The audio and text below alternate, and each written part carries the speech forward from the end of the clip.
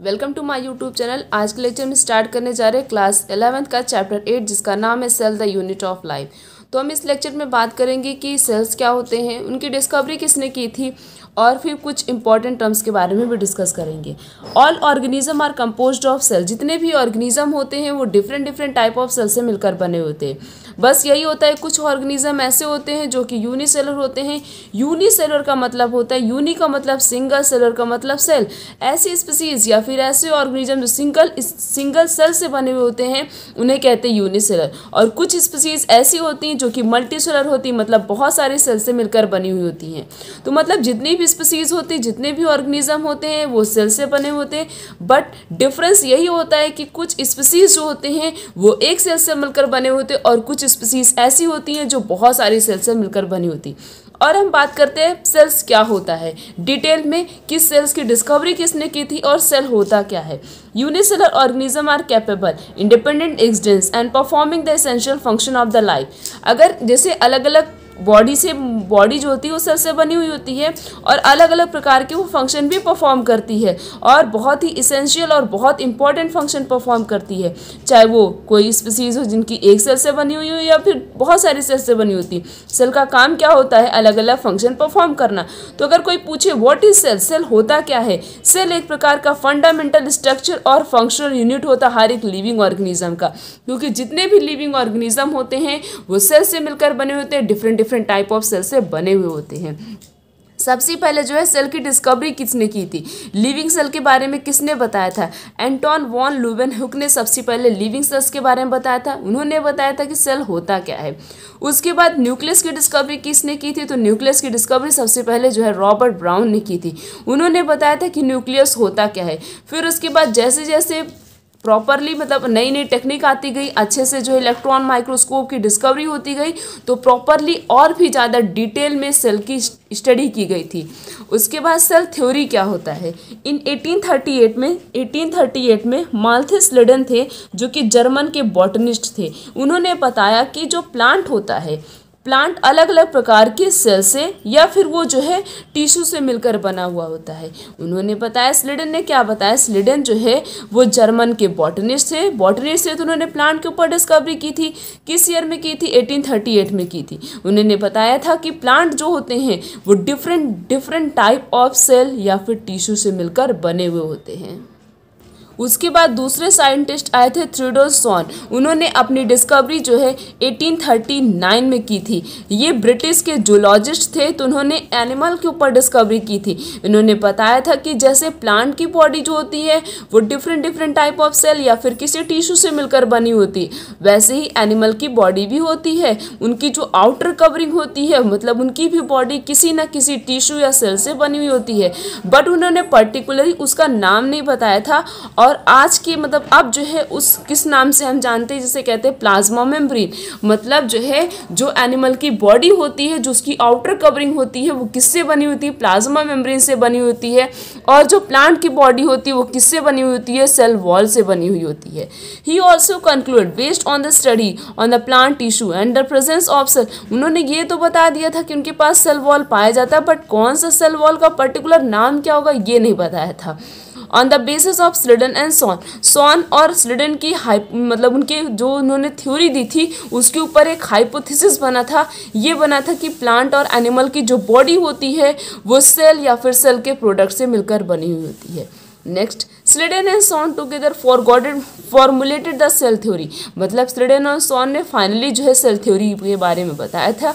Rudolf Virchow जो थे वो 1855 पे उन्होंने बताया कि जो प्लांट की बॉडी मतलब वो कोई भी सेल बनती है वो कैसे बनती है? प्री एग्जिस्टिंग सेल, मतलब पुरानी सेल से नई सेल का फॉर्मेशन होता है, ऐसे हम समझ सकते हैं। जैसे हमें कभी चोट लगती है तो क्या होता है, वो टिश्यू हमारी क्या हो चुकी है, पूरी तरीके से सेल या फिर टिश्यू डैमेज हो चुकी है। डैमेज होने के बाद पुरानी जो टिश्यू होती है वो रिप्लेस हो जाती है, उसकी जगह पे क्या होती है? न्यू टिश्यू, नई टिश्यू या सेल्स का फॉर्मेशन होता है। तो वो क्या हो रहा है? पुरानी चीज़ों से ही नई सेल का फॉर्मेशन हो रहा है। तो उन्होंने रुडोल्फ विर्चो जो आए थे 1855 में, इन्होंने बताया कि सेल बनता कैसे है या सेल बनता कैसे है। सेल जो है किसी प्री एग्जिस्टिंग सेल से बनना, मतलब पुरानी चीज़ों से बनता है। ओमनी सेल्युलर ई सेल्युलर हम उसे कहते हैं। तो फाइनली जो है स्लेडन एंड सॉन ने हाइपोथेसिस दिया था। तो सेल थ्योरी क्या बताती है? सेल थ्योरी ये बताती है कि जितने भी लिविंग ऑर्गेनिज्म हैं वो सेल से या फिर सेल के प्रोडक्ट से बने हुए होते हैं, और जो नई सेल बनती है वो कैसे बनती है? नई सेल का फॉर्मेशन होता है पुरानी सेल से। अब हम कुछ और मतलब बहुत कुछ इंपॉर्टेंट पॉइंट्स जो है सेल्स के बारे में डिस्कस करते हैं कि सेल एक्चुअली होता क्या है। हम लोग बचपन से पढ़ते आ रहे हैं अनियन पील के बारे में या फिर ह्यूमन चिक के बारे में बात करें, तो अगर उनकी जो सेल्स होती हैं, उनकी जो कवरिंग होती है, अगर उसको हम माइक्रोस्कोप में रख के देखेंगे तो क्या होगे? छोटे छोटे हमें ऐसे रूम लाइक स्ट्रक्चर दिखाई देते हैं। तो ये जो रूम लाइक स्ट्रक्चर दिखाई देते, जिसके बारे में रॉबर्ट हुक ने बताया था, ये जो रूम लाइक स्ट्रक्चर होते यही क्या होते हैं? सेल्स होते हैं। क्या होते हैं? सेल होते हैं। Let us recollect there structure. The onion cell which is typical plant cell and distinct the cell wall and outer boundary, और इनके पास कवरिंग भी पाई जाती है, उसे हम सेल मेम्ब्रेन बोल सकते हैं या फिर सेल वॉल बोल सकते हैं। उनके पास डेंस मेम्ब्रेन बाउंड स्ट्रक्चर होता है जिसे हम न्यूक्लियस बोलते हैं। न्यूक्लियस के पास क्रोमोसोम होता है, इस क्रोमोसोम के पास जेनेटिक मटेरियल होता है जिसे डीएनए बोलते हैं, डीऑक्सी राइबोन्यूक्लिक एसिड। अब उसके बाद इस डीएनए के अंदर क्या होता है? जीन होता है जो पेरेंट से उनकी प्रोजेनी में ट्रांसफर होता है। Cell that have a membrane bound nuclei called the eukaryotic cell. अब दो प्रकार की सेल्स मतलब ऑर्गेनिज्म क्लासिफाई किए गए थे, यूक्रियोटिक, प्रोक्रियोटिक। यूक्रियोटिक का मतलब होता है cell that have membrane bound nuclei, मतलब ऐसे स्पीसीज या फिर ऐसे ऑर्गेनिज्म जिनकी सेल्स की पास जो है कवरिंग पाई जाती है या फिर सेल मेम्ब्रेन पाया जाता है, उसे कहते हैं यूक्रियोटिक। जिनके पास कोई भी मेम्ब्रेन बाउंड न्यूक्लियस नहीं होता उन्हें हम कहते हैं प्रोक्रियोटिक। तो जिनके पास जो है मेम्ब्रेन बाउंड न्यूक्लियस होता उन्हें हम कहते हैं यूक्रियोटिक, जिनके पास मेम्ब्रेन बाउंड न्यूक्लियस नहीं प्रेजेंट होता उन्हें हम कहते हैं प्रोक्रियोटिक। अब ये जो यूक्रियोटिक और प्रोक्रियोटिक ऑर्गेनिज्म होते हैं उनके पास सेमी फ्लूइड मैट्रिक्स प्रेजेंट होता है जिसे साइटोप्लाज्म कहते हैं। मतलब हमें इससे ये पता चला कि यूक्रियोट्स के पास न्यूक्लियस प्रेजेंट है बट प्रोक्रियोट्स के पास कोई भी न्यूक्लियस नहीं पाया जा रहा है। बट ये जो मैट्रिक्स होता है सेमी फ्लूइड मैट्रिक्स, ये जो साइटोप्लाज्म है, ये प्रोक्रियोट यूक्रियोट दोनों के पास ही प्रेजेंट होता है। वेरियस केमिकल रिएक्शन, बहुत सारी केमिकल रिएक्शन होती हैं जो होती हैं अकर होती हैं beside the nucleus the eukaryotic species other membrane bound distant structure organelles। और भी बहुत सारे ऑर्गेनेल्स होते हैं, जैसे 10th में हम लोग ने पढ़ा होगा क्या क्या है? Endoplasmic reticulum, Golgi complex, lysosome, mitochondria, microbodies, vacuoles. ये सारी चीज़ें, ये जो अलग अलग प्रकार के ऑर्गेनेल्स हैं, ये सब सिर्फ और सिर्फ यूक्रियोट्स में ही पाया जाता है, प्रोक्रियोट्स में नहीं प्रेजेंट होता है। प्रोक्रियोट्स के पास ये सारी मेम्ब्रेन एब्सेंट होती except cytoplasm. Ribosome are non membrane bound organelles. Ribosome भी एक ऐसा नॉन मेम्ब्रेन बाउंड ऑर्गेनेल्स है जो यूक्रियोट और प्रोक्रियोट्स दोनों के पास ही पाया जाता है। अगर पूछा जाए ऐसा कौन सा ऑर्गेनेल्स है जो यू और प्रो दोनों के पास पाया जाता है, तो वो क्या होता है? Ribosome. Next is within the cell ribosome are found not only in cytoplasm but also within the two organelles chloroplast and mitochondria. अब ये जो राइबोसोम होता है ये सिर्फ और सिर्फ साइटोप्लाज्म में नहीं होता है, ये क्लोरोप्लास्ट और माइटोकॉन्ड्रिया में भी प्रेजेंट होता है। Animal cell lack another non membrane bound organelles called the centrosome which help in cell division. अब एनिमल के पास नॉन मेम्ब्रेन बाउंड ऑर्गेनेल्स पाया जाता है, इसे कहते हैं सेंट्रोसोम, जो कि किस में हेल्प करता है? सेल डिवीजन में। Next is cell differ in size, shape, activities. अब अलग अलग स्पीसीज हैं, उनका स्ट्रक्चर अलग होता है, उनके सेल्स अलग होते हैं, टिश्यू अलग होती हैं, तो उनकी जो सेल का शेप, साइज, एक्टिविटीज़ होती है वो भी क्या होती है? डिफरेंट होती है। माइकोप्लाज्म सबसे छोटा सेल होता है और इसकी लेंथ कितनी होती है? 0.3 माइक्रोमीटर। माइकोप्लाज्म की कितनी होती है? 0.3 माइक्रोमीटर इसकी लेंथ होती है। बैक्टीरिया की कितनी होती है? 3 to 5। ये सब पेपर में बहुत ज़्यादा पूछा था, कई बार नीट के पेपर में पूछा जा चुका है। अब उसके बाद largest isolated single cell in the egg of ostrich, और ऑस्ट्रिच का जो एग होता है वो सबसे लार्जेस्ट होता है। ह्यूमन रेड ब्लड सेल, इसकी डायमीटर कितनी होती है? 7.0 माइक्रोमीटर इन डायमीटर का होता है। और हमारी जो नर्व सेल होती है वो सबसे लॉन्गेस्ट सेल होती है। अगर पूछा जाए हमारी बॉडी की सबसे लॉन्गेस्ट सेल कौन सी होती है तो कौन सी होती है? नर्व सेल होती है। Cell also vary greatly in their shape, cells अलग अलग शेप और साइज के पाए जाते हैं।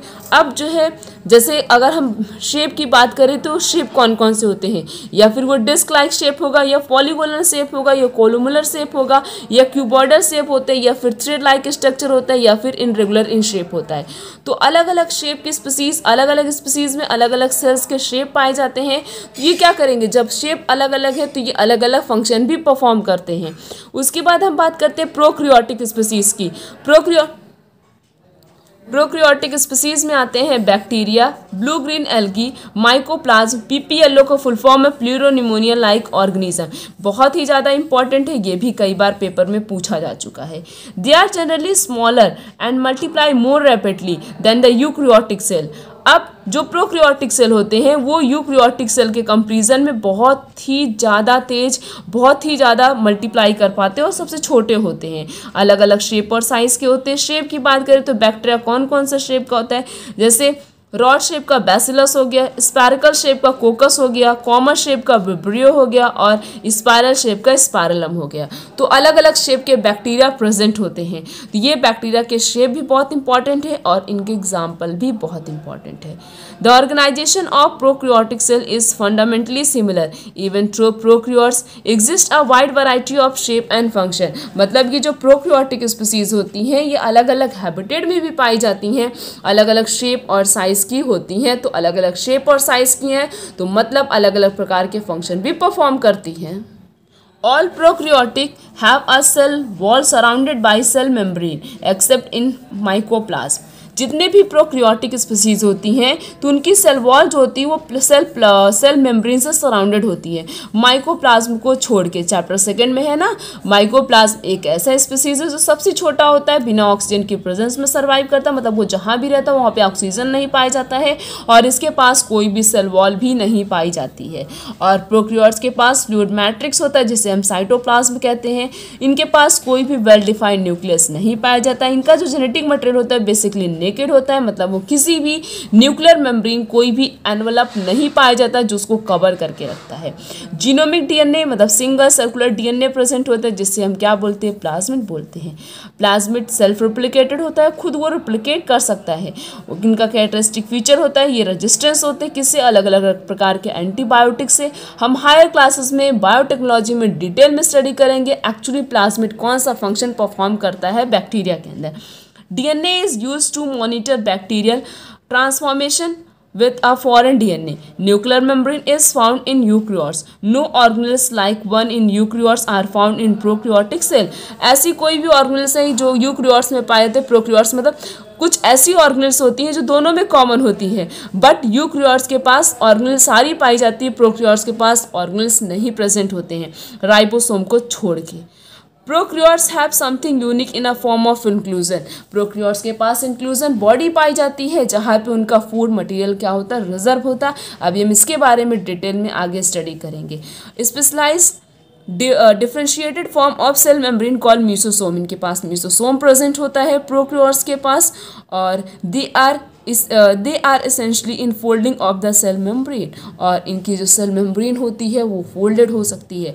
मतलब जो है प्रोक्रियोट्स और यूक्रियोट्स के बीच में डिफरेंस भी पूछा आता है। प्रोक्रियोट्स यूक्रियोट्स में डिफरेंस क्या होता है, यूक्रियोट्स का मतलब होता है मॉडर्न सेल्स, प्रोक्रियोट्स मतलब होता है प्रिमिटिव सेल्स। यूक्रियोट्स और प्रोक्रियोट्स में यूक्रियोट्स के पास ऑर्गेनेल्स नहीं, यूक्रियोट्स के पास ऑर्गेनेल्स प्रेजेंट होते बट प्रोक्रियोट्स के पास ऑर्गेनेल्स नहीं पाई जाती एक्सेप्ट राइबोसोम। राइबोसोम ही एक ऐसा ऑर्गेनेल्स होता है तो दोनों के बीच में क्या होता है, कॉमन होता है, दोनों के पास ही पाया जाता है। अब जैसे ये यहाँ पे diagram showing the comparison of eukaryotic cell with other. जैसे ये यूक्रियोटिक सेल्स है, इनका कितना होता है, इनकी लेंथ कितनी होती है 10 to 20 माइक्रोमीटर होता है। वायरस का कितना होता है 0.02 से 0.2 होता है। पीपीएलओ का 0.1 होता है। टिपिकल बैक्टीरिया से 1 से टिपिकल बैक्टीरिया का कितना होता है 1 to 2 माइक्रोमीटर। तो ये पेपर में ये भी पूछा जा चुका है, तो ये डायग्राम भी बहुत ज़्यादा इंपॉर्टेंट है। तो हमने इस लेक्चर में कुछ इंपॉर्टेंट पॉइंट्स के बारे में डिस्कस किया। ये बात किया कि प्रोक्रियोट्स क्या होते हैं, चैप्टर का थोड़ा बहुत इंट्रो डिस्कस किया। आने वाले लेक्चर में इसके आगे के टॉपिक को कवर करेंगे। तो आज का लेक्चर यहीं तक। Thank you.